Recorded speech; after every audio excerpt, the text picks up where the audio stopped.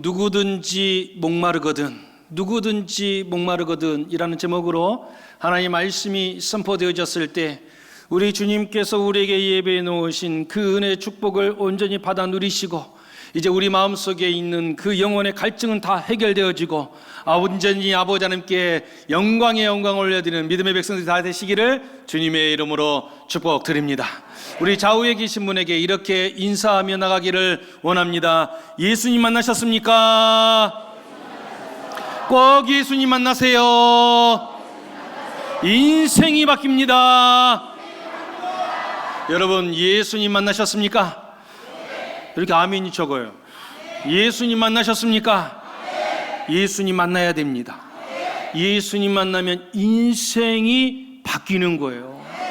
실은 여러분, 성경의 이야기가 여러 가지 이야기가 더해져 있지만 실은 딱 한 가지 이야기 아니겠습니까? 예수님 만나야 된다는 거예요.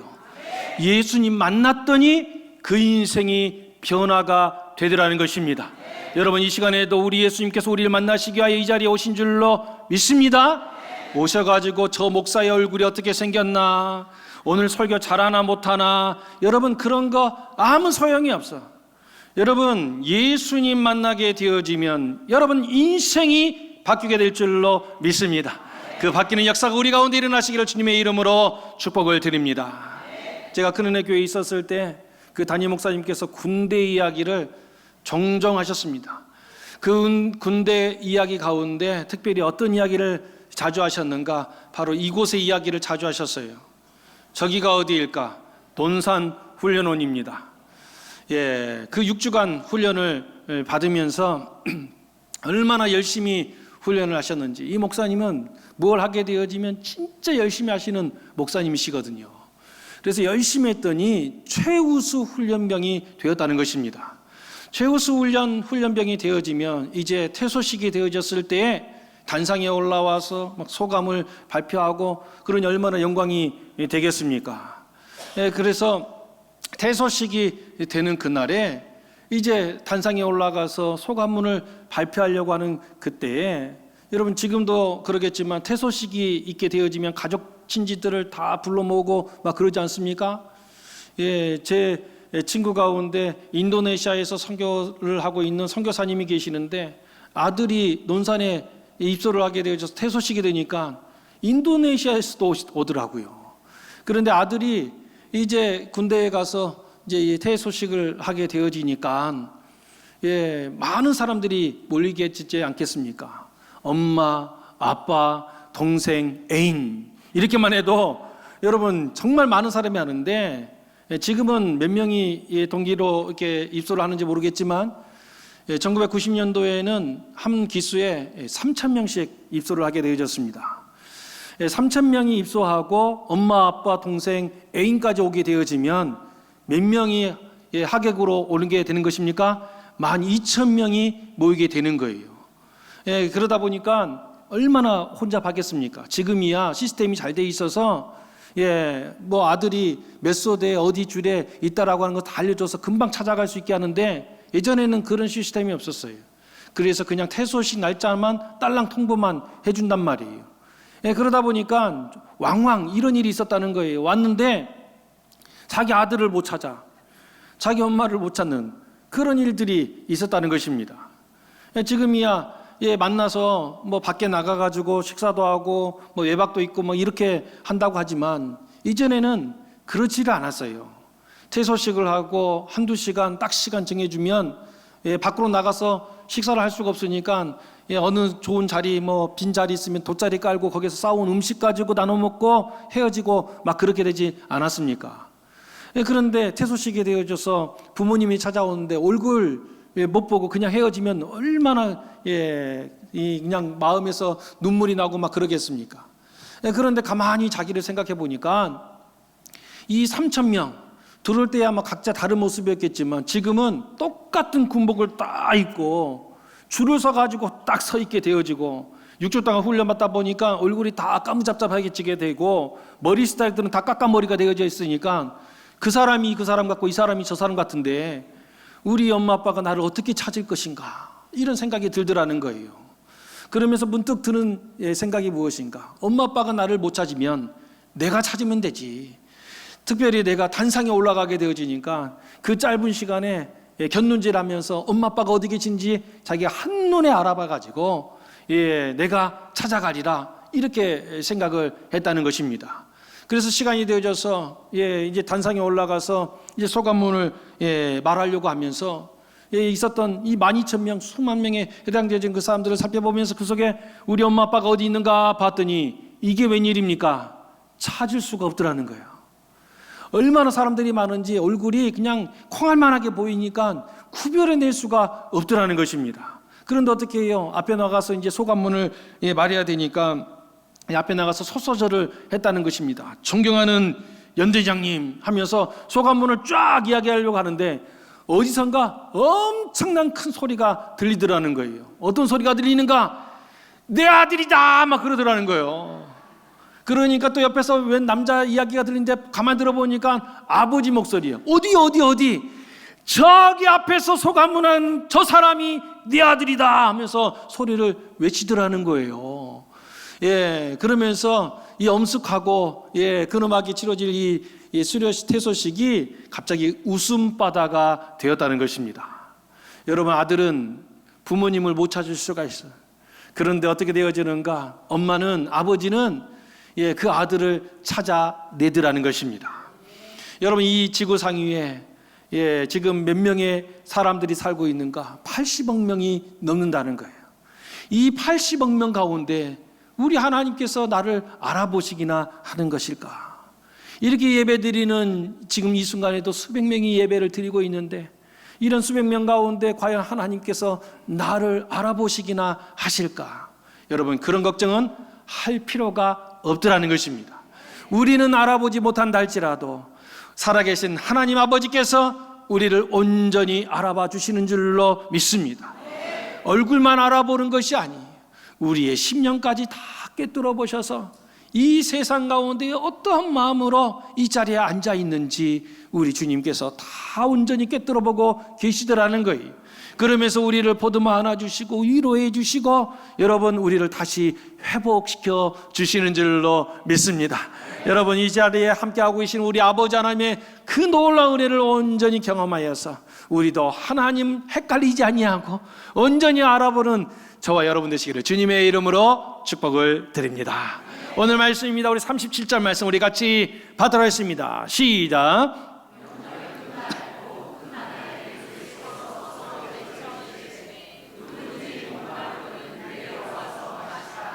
아멘. 오늘 말씀에도 바라보게 되니까 우리 예수님께서 수많은 무리들 앞에서 서서 외쳐 말씀하고 계시더라는 거예요. 여러분, 지난 시간에도 살펴보았잖아요. 우리 예수님께서 외쳐서 가르치고 계셨는데 오늘 말씀에는 한 발 더 나아가서 이제 일어서셔서 외쳐서 지금 사람들에게, 무리들에게 선포하고 계시더라는 것입니다. 그러면 여러분, 우리 예수님께서 지금 말씀을 선포하고 있는 그 무리들, 여러분, 그 무리들이 지금 어떤 무리들입니까?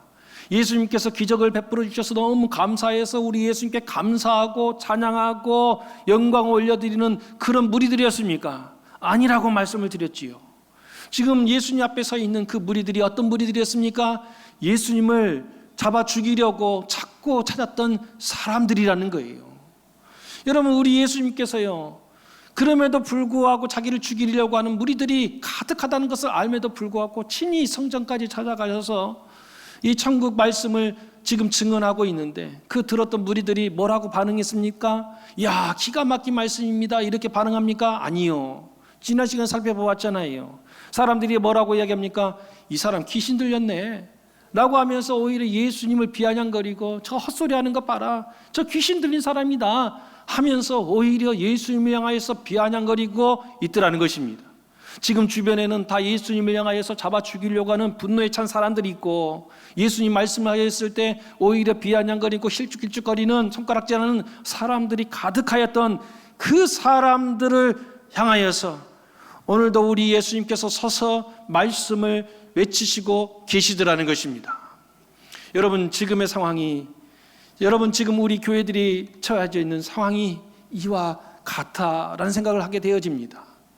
지난주에 이 계룡시에 있는 한 맘 카페에 글이 하나 올라오게 되어졌습니다. 어떤 교회에서 한 초등학교 앞에 천막을 치고 전도를 했는가 봅니다. 그냥 전도를 하면 아이들이 그냥 가버리니까 그래도 좋은 음식 준비하여서 팥빙수를 준비하여서 이 더운 날에 그렇죠, 아이들에게 팥빙수를 나눠주면서 전도를 한 것이지요. 그 광경을 한 어머니께서 보셨는가 봅니다. 그리고 바로 이 맘카페에 글을 올렸습니다. 배탈 나려면 어쩌려고. 진짜 화가 나네. 애들이 뭘 한다고 그걸 주면서 애들을 꼬들겨. 막 그러면서 글을 쫙 써놨습니다.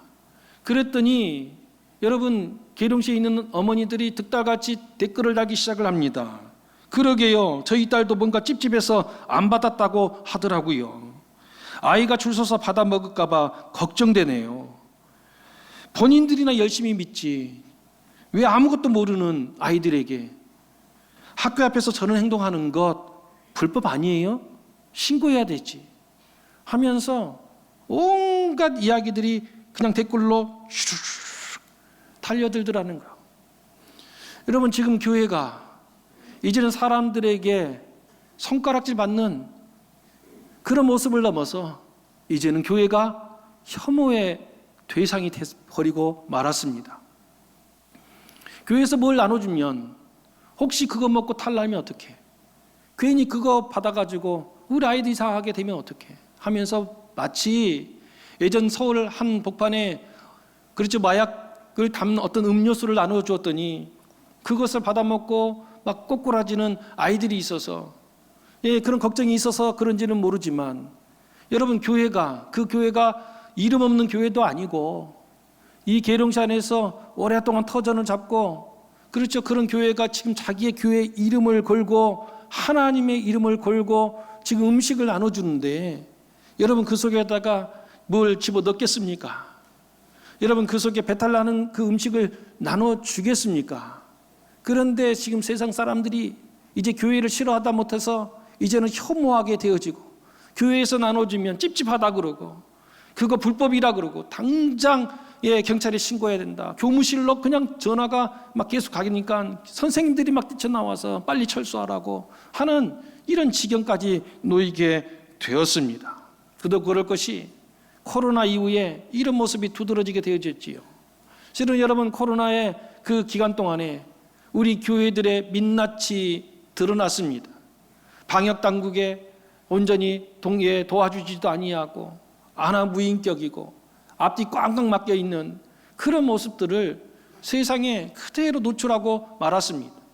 그러면서 세상 사람들이 교회를 바라보기를 앞뒤 꽉 막힌 사람, 자기들밖에 모르는 사람, 그러면서 사람들이 교회를 없이 여기다 못해 이제는 혐오의 대상으로 야, 거기 갔다가 잘못되면 어떡해? 야, 괜히 교회 나가다가 우리 아들 잘못되면 어떡해? 우리 딸 잘못되면 어떡해? 하면서 아서라 말아라. 야, 그런 거 하지 마. 너나 잘 믿어. 하면서 지금 그렇게 하고 있더라는 것입니다. 여러분, 세상 사람들이 교회를 이렇게 바라봅니다. 전도를 하면 세상 사람들이 이렇게 싫어합니다. 여러분, 뭘 나눠주면 그렇게 경기를 하듯이 싫어합니다. 그렇다면 여러분, 이렇게 세상 사람들이 교회를 이렇게 바라보고 우리를 싫어하는 이때에 여러분, 그러면 우리는 어떻게 하면 될까요? 여러분, 세상 사람들이 이렇게 싫어하고 경기하듯 이렇게 싫어하니까 포기할까요? 사람들이 이렇게 우리를 혐오하니까 여러분, 이제는 우리는 어쩔 수 없다라고 하면서 낙심하고 그냥 움츠러 들고 있어야 하는 것일까?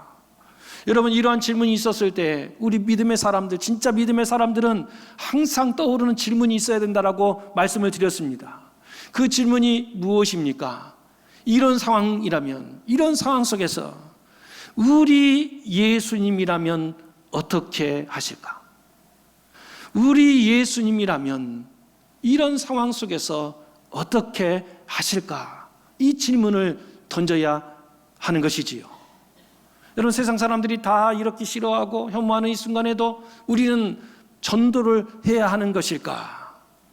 여러분, 오늘 말씀에 실은 그 해답이 나와 있지요. 우리 예수님께서 지금 어떻게 하셨다고요? 지금 서서 외쳐 하나님 말씀을 전파하고 계시더라는 것입니다.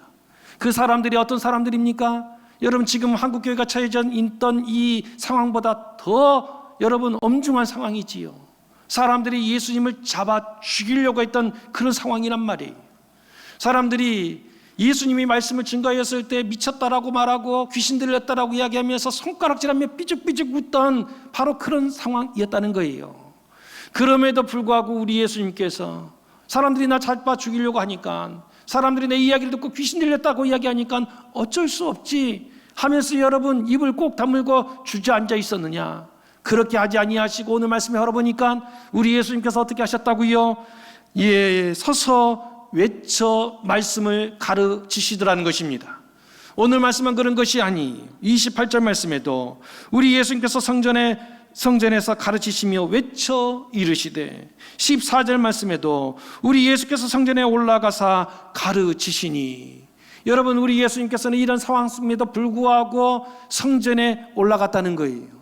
성전에 올라가서 조근조근 여러분 작은 소리로 읊조린 것이 아니라 외쳐면서 복음을 전파하고 계시더라는 거예요.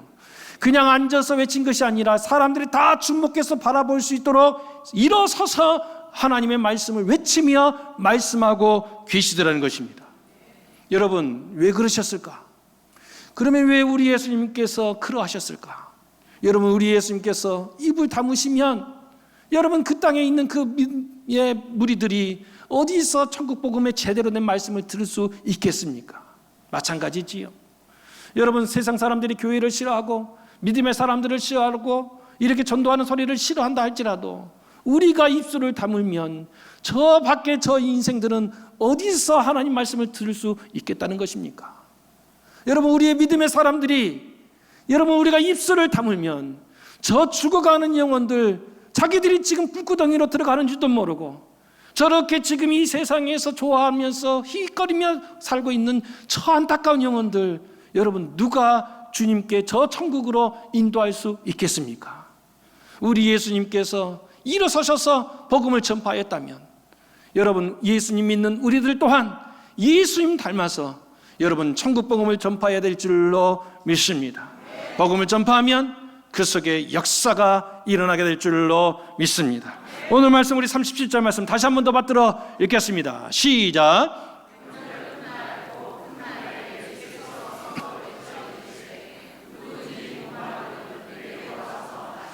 아멘. 그렇다면 우리 예수님께서 그 무리들에게 무엇을 말씀하고 계시는가? 오늘 말씀은 이렇게 우리 예수님께서 외치고 계시지요. 누구든지 목마르거든 내게로 와서 마시라 말씀하고 계시더라는 것입니다. 여러분 왜 우리 예수님께서 그 무리들을 향해서 누구든지 목마르거든 내게로 오라고 말씀하고 계실까? 실은 그 무리들이요 지금 목마름 가운데 있었기 때문입니다. 그런데 여러분 그 목마름이요 예수님 시대에 있었던 그 무리들에게만 있는 것이 아니라 21세기를 살아가는 이 대한민국에 살아가는 이 땅의 백성들에게도 목마름이 있더라는 것입니다.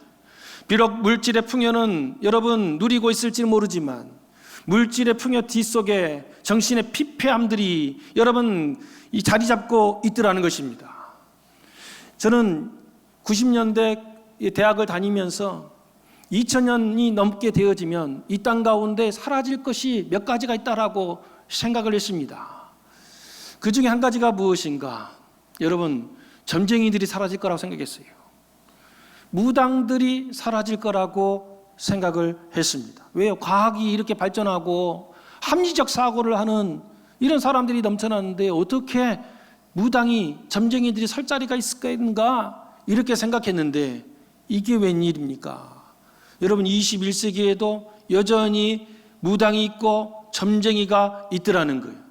더 안타까운 것은 여러분 1990년대보다 더 많아졌다는 거예요. 그러면 도대체 이 점쟁이들이, 무당들이 몇 명이나 될까? 요즘 심심찮게 여러분 안방을 지켰던 그 탤런트들이, 연예인들이 무당이 되어서 지금 나오는 일들이 심심찮게 지금 벌어지고 있습니다. 도대체 무당이 몇 명이나 될까 하여서 자료를 살펴보다 보니까 한 단체가 눈에 들어옵니다.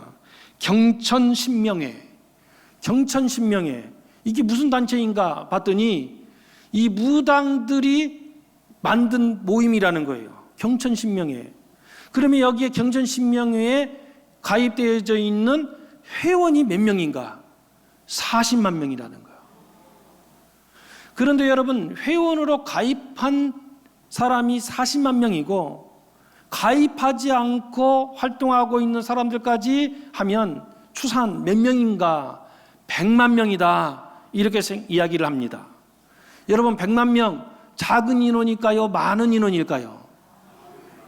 여러분, 우리나라 인구가 몇 명입니까? 5,300 지금 그렇게 이야기하고 있잖아요. 약 5천만 명이란 말이에요. 5천만 명에 100만 명이면 여러분 몇 명에 한 명꼴로 무당이라는 거예요? 50명 중에 한 명꼴로 무당이 대한민국이라는 거예요. 얼마나 넘쳐나는지, 얼마나 많아졌는지. 여러분, 그러면 왜 무당이 많아졌을까?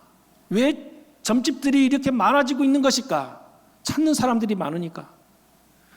찾는 사람들이 더 많아졌다는 거예요. 물질은 풍요로워졌는데 사람들이 무당 찾아가고 전보고 하는 이런 일들이 지금 많아졌다는 거예요. 그래서 물었습니다.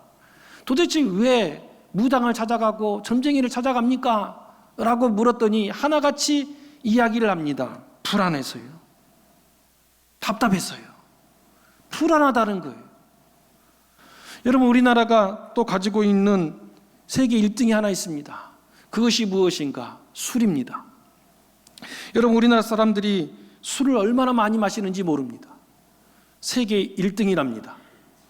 그런데 여러분, 얼마나 많이 마시는가? 월급의 수입의 20%를 술 마시는 데 사용하고 있다는 거예요. 나 이럴 줄 알았어요. 일부 때에도 안 놀래. 뭐 자기들이 다 그렇게 하고 있는가 봐. 여러분, 요즘 그렇게 월급이 많아진다고 하는데 20%를 술 마시는 데 사용하는 민족이 대한민국이라는 거예요.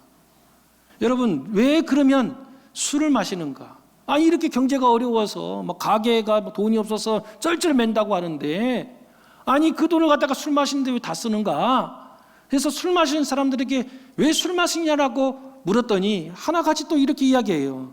미쳐 돌아가는 이 세상에 술을 안 마시고는 살 수가 없다는 거예요.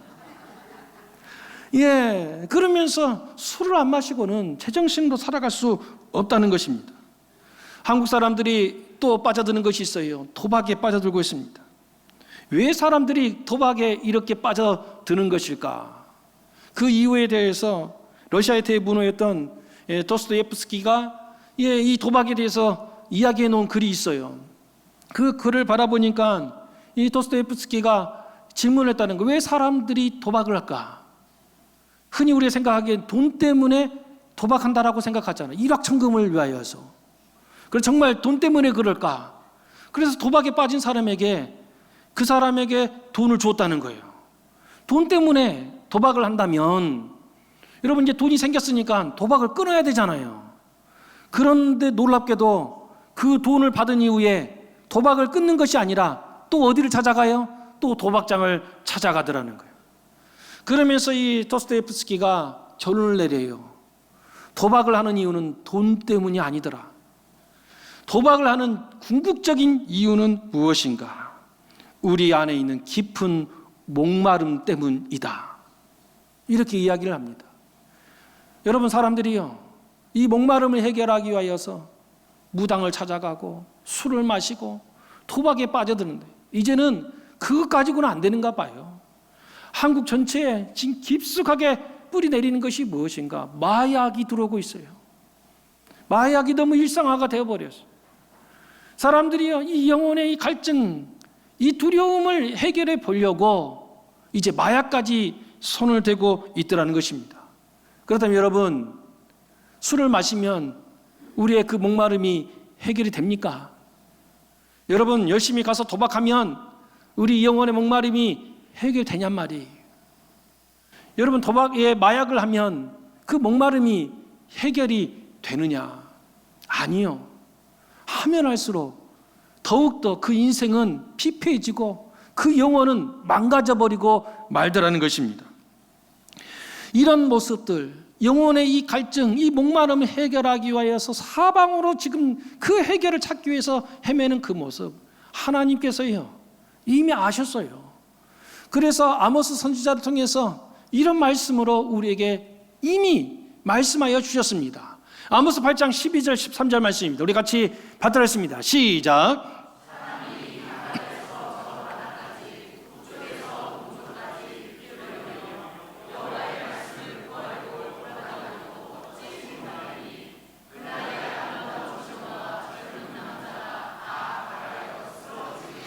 아멘. 목마름을 해결하기 위하여서 이 바다에서 저 바다까지 헤매고 다니더라는 거예요. 북에서 동쪽으로 이 목마름을 해결하기 위하여서 젊은 여자 남자들이 지금 그 목마름을 해결하기 위하여서 지금 헤매고 있다는 거예요. 그런데 해결받지 못하고 지금 쓰러지고 가라에 넘어지는 인생들이 속출을 하고 있더라는 것입니다. 지금 이 나라 이 민족에 들어져 있는 모습 아니겠습니까? 여러분, 무엇으로 채울 수 있습니까? 여러분, 우리의 영혼에 무엇으로 여러분 채워야 이 불안감이, 이 두려움이 사라지게 되고 평안 가운데 거하게 될까? 우리가 너무나 잘 알고 있는 철학자이면서 수학자인 여러분 파스칼이라고 하는 분이 이런 이야기를 했습니다. 우리 인간에게는 무한한 시면이 있다. 인간은 주변의 모든 것으로 이 빈자리를 채우려 헛되이 노력한다. 그러나 이 무한한 시면은 오직 무한하신 하나님에 의해서만 채워질 수 있다. 여러분, 우리 사람에게는요 영혼의 공간이 있다는 거예요. 그도 그럴 것이 우리 하나님께서 사람을 창조하셨을 때 흙으로 빚으시고 어떻게 하셨습니까? 그 코에다가 생기를 후 하고 불어넣으셨단 말이에요. 여러분, 우리 하나님께서 불어넣으신 그 공간이 태생적으로 우리 사람에게는 존재한다는 거예요. 그 가람의 공간이 존재하는데 그 공간을 술로 채우려고 그러고 세상의 쾌락으로 채우려고 하고 심지어 마약으로 채우려고 해도 여러분 그런 것으로 채워지는 것이 아니더라는 거예요. 여러분, 그 공간은 오직 누구만 채울 수 있는가? 오직 하나님만 채울 수 있다는 것입니다. 하나님을 만나게 되어지면 여러분 그 공포, 그 불안, 그 갈증은 다 사라지게 되어지고 여러분 평안 가운데 거하게 될 줄로 믿습니다. 여러분, 예수님을 만나면, 그리고 예수님을 만나 예수님을 믿으면 여러분 그 속에 하나님께서 채워주시는 놀라운 은혜가 있더라는 거예요. 그 은혜가 무엇인가? 오늘 말씀에 구체적으로 설명하고 있잖아요. 38절 말씀입니다. 우리 같이 받들었습니다. 시작.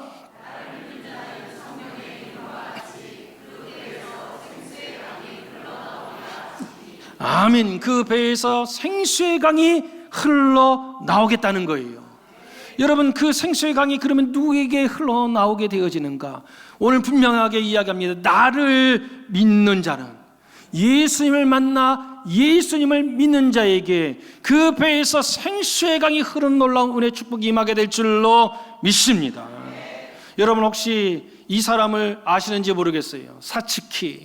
사츠키라고 하는 예명을 가지고 활동하는 가수 래퍼입니다.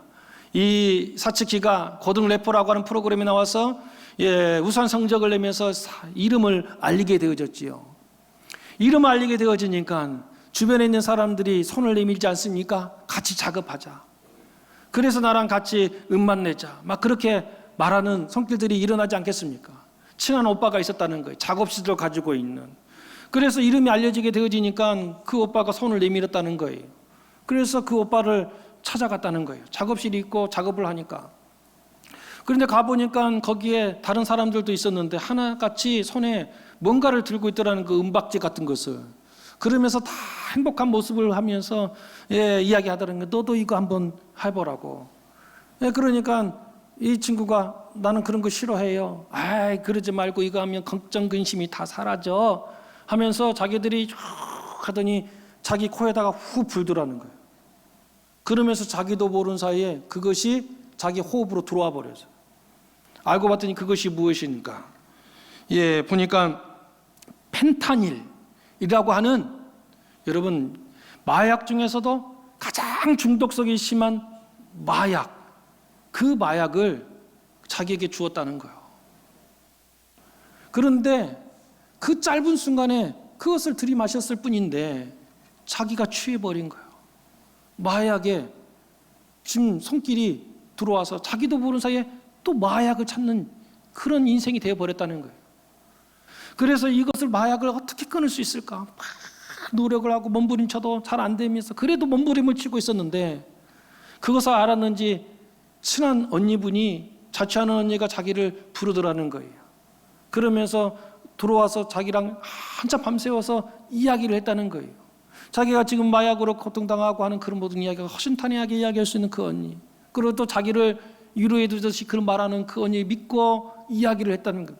그리고 나서 피곤해서 잠이 들었다는 거예요. 잠이 들었는데 자기 발등이 갑자기 따끔하더라는 거예요. 그래서 눈을 떠서 바라보니까 그 언니가 세상에나 자기 발등에다가 주사기를 꽂아놨다는 거예요. 알고 봤더니 그것도 마약이더라는 거예요. 그러면서 이 사치키가 너무너무 낙심이 되는 거예요. 마약 때문에 지금 이렇게 하고 있는데 자기가 믿었던 그 언니마저도 자기에게 마약을 꽂아놓더라. 그러면서 언니가 어떻게 나한테 이럴 수가 있냐고 하면서 그 분노가 막, 그러면서 자기도 분노가 일어났는데 또 마약을 찾는 악순환이 일어나는. 그래서 도저히 견딜 수가 없어서 자기가 자기를 수렁통에 몰아놓았던 그 언니 죽여야 되겠다. 그리고 나도 죽어야 이 지옥과 같은 삶이 끝날 것이다. 그렇게 생각을 했다는 거예요. 그런데 이 마약에 중독되었던 이 사치키가 기독교 프로그램에 나와서 간증을 하고 있어요. 그러면서 그 사유자가 질문합니다. 그 펜타닐이라고 하는 이 중독성 심한 이 마약, 아무리 끊으려고 해도 약으로도 치료가 되지 않는 이 마약을 어떻게 그러면 끊어냈습니까? 이 사치키가 이야기를 하는 거예요. 자기가 너무 죽고 싶어서 괴로워서 정말 이제 죽으려고 하는 그때에 친한 오빠하고 통화가 됐다는 거예요. 그러더니 자기를 나오라고 해서 갔더니 거기에 기도하는 사람들이 있더라. 그리고 나서 같이 기도를 했다는 거예요. 너도 하나님 예수님께 기도해봐라. 너도 옛날에 교회 다니지 않았냐? 그러니 예수님께 기도해봐라. 여러분, 그렇잖아요. 이런 이야기하면 마약에 중독된 분들이 웃어요. 무슨 예수 믿는다고 마약이 끊어져. 자기도 그런 생각이 들었다는 거예요. 그런데 옆에서 또 눈물을 흘리면서 자기를 위해서 기도해 주니까, 자기도 어렸을 때 교회를 다녔으니까 자기도 그 순간에 마약을 끊고 싶잖아요. 어떻게 해서든지 이거 끊어내고 싶잖아요. 그래서 자기도 모르는 사이 같이 기도를 했다는 거예요. 기도를 하는 순간에 놀라운 경험을 하게 되어집니다. 누군가가 자기 머리 위에 따스한 손을 얹고 있더라는 거예요. 예수님의 손길을 경험한 거예요. 그러면서 자기가 진짜로 하고 싶었던 그 기도를 올리기 시작을 합니다. 실은 자기가 진짜 하고 싶은 게 뭐예요? 마약 끊고 싶잖아요. 그래서 자기가 그때 기도했다는 거예요. 예수님, 저 마약하기 싫어요. 예수님, 저 자살하기 싫어요. 이 지옥과 같은 삶에서 저 좀 꺼내주세요 하면서 자기가 펑펑 울었다는 것입니다. 그런데 놀랍지요. 보통 이렇게 울고 나서도 다시 자기가 마약을 찾는 그런 수렁에 빠져들었는데 놀라운 일이 벌어졌습니다. 그 따스한 손길 이후에 여러분, 마약을 하고 싶은 마음이 사라져버렸다는 거예요. 순식간에 여러분, 그 마약을 끊는 역사가 일어나고 말았다는 것입니다. 마약만 그렇습니까? 술에 쩔어들었던 사람들이 예수님을 만났더니 여러분, 술 냄새도 맡기 싫게 되어지는 그런 상황이 됐다고 하는 간증을 얼마나 많이 듣습니까? 제가 아는 한 부장님도 그런 이야기를 했어요. 자기가 꼴초였다는 거예요. 하루에 3갑 4갑씩 피웠다는 거예요.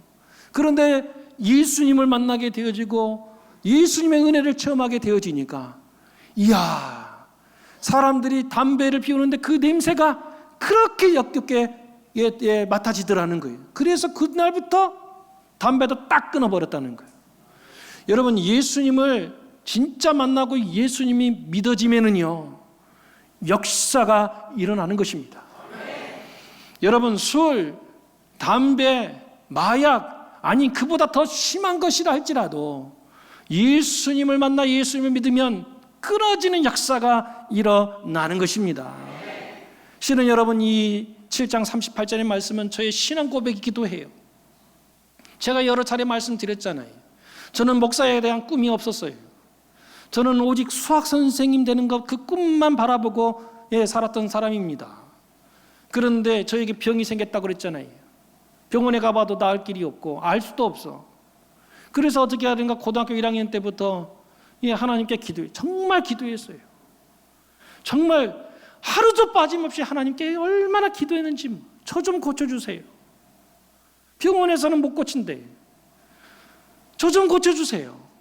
1학년 때부터 2학년이 되고 3학년이 될 때까지 기도했단 말이에요. 저 좀 고쳐달라고. 그렇게 기도하고 기도한 끝에 제가 체험을 했어요. 어떤 체험을 했는가? 오늘 이 38절의 말씀을 체험했어요. 기도를 하는 도중에 배에서 생수의 강이 막 흐르는 이 체험을 한 거예요. 그런데 그 체험을 하는데 이루 말할 수 없는 그 시원함이 제 온몸을 감싸는 거예요. 그리고 그 속에서 문제가 해결됐다라고는 확신이 막 들어오기 시작하는 거예요. 여러분, 어떻게 되어졌을까요? 2년이 넘도록 그렇게 외치고 기도하였던 여러분, 그 병마가 떨어져 나가는 역사가 이루어지더라는 것입니다. 여러분, 예수님의 역사는 이런 것입니다. 세상이 할 수 없는 것, 예수님은 하실 수 있는 것입니다. 예수님 만나고 예수님을 믿으면 그 인생이 바뀌는 거예요. 그래서 여러분, 예수님 만나고 예수님을 믿어야 하는 것입니다. 교회만 왔다 갔다 하는 인생 되면 안 돼요. 그저 여러분 교회만 들락달락거리는 그런 인생 되면 안 되는 거예요. 예수님을 만나고 예수님을 믿으면 그 인생 살아나는 것입니다. 저 바깥에 저 불쌍한 영혼들 모르잖아요. 자기들이 어떤 처지에 놓였는지도 몰라. 그래서 오히려 우리들을 불쌍하게 바라보고 있잖아요. 그런데 여러분, 그 사람들이 우리를 싫어합니다. 교회를 혐오합니다. 그러다 할지라도 우리 예수님께서 어떻게 하셨습니까? 그들을 향해서 일어서서 복음을 전파하시잖아요. 그들도 구원받아야 되잖아요. 그렇다면 우리 믿는 사람들이 어떻게 해야 될까? 사람들이 이렇게 싫어하는데 그럼에도 불구하고 우리는 누구를 믿어요? 예수님 믿는 사람들이잖아요. 예수님을 믿으면 예수님 닮아가는 것입니다. 예수님이 그러하셨다면 우리도 그렇게 하는 것입니다. 여러분, 입술을 열어 우리 예수님처럼 복음을 전하기를 간절히 원합니다. 그렇게 하기 전에 먼저 우리가 예수님을 만나고 예수님을 믿어야 하는 것입니다. 그리고 예수님을 믿었을 때 우리 주님께서 우리에게 말씀하셨던 그 생수의 강이 흐르는 그 경험을 해야 하는 것입니다.